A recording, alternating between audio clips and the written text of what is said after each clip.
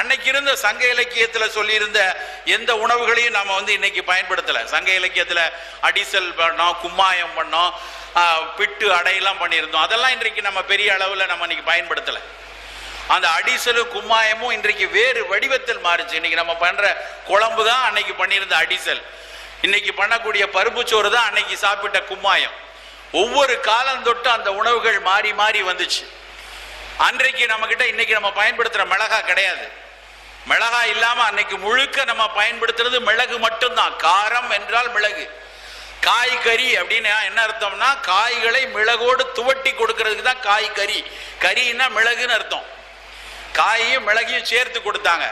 புலால் உணவை ஊன் சோறு அப்படின்னு சொன்னாங்க. எல்லா ஊனையும் சாப்பிட்டுருக்கோம். ஊன் சோறு அப்படின்னு சொல்லி அதை தான் சாப்பிட்டோம். முகலாய பேரரசுகள் வந்ததுக்கு அப்புறம் அவர்கள் நிறைய மணமூட்டிகளை பயன்படுத்தினாங்க. அதனால பிரியாணிங்கிற வடிவம் வந்துச்சு.